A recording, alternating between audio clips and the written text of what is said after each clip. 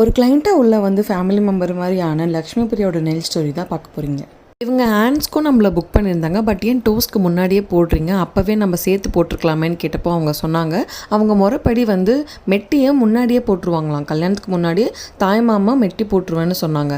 So அதனால் நான் முன்னாடியே டோஸ்ட் பண்ணிக்கிறேன். அண்ட் அதே மாதிரி இன்விடேஷன் கொடுக்கறதுக்காகவும் வந்தேன்னு சொன்னாங்க. எனக்கு அது ரொம்ப புதுசாக இருந்தது, சந்தோஷமாகவும் இருந்துச்சு. இவங்க வெட்டிங்க்கு மெகந்தியுமே நம்மள தான் கேட்டிருந்தாங்க. ஸோ நான் கூட்டிகிட்டு போனவங்க தான் இவ்வளோ கஷ்டப்பட்டு வளைஞ்சி போட்டுட்ருக்காங்க. அந்த அவுட்புட்டுமே செம்மையாக வந்துச்சு. இருக்கிற கொஞ்சம் கேப்பில் நான் ஏன் என்னோட நெயில் எக்ஸ்டென்ஷனை வீடியோ எடுத்தேன்னு தெரியல. பட் ஆனால் இது பண்ணி நான் 28 days ஆகுது. ஆக்சுவலாக ஒரு கையில் அவங்க மெகந்தி போட, ஒரு கையில் நான் நெயில்ஸ் பண்ணேன், அப்புறம் அவங்க காலில் மெகந்தி போட, இப்படி மாறி மாறி நாங்கள் பண்ணிகிட்ருந்தோம்.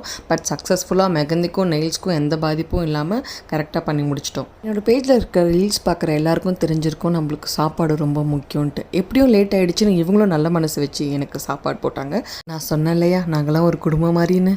இதுதான் ஃபைனல் அவுட்புட். ஆக்சுவலாக இவங்களுக்குமே 2 அவுட்ஃபிட் இருந்துச்சு. பட் ஆனால் அது பிங்க் ஷேடு இருந்ததுனால நாங்கள் டோட்டலாக பிங்க் ஷேட்லேயே போயிட்டோம்.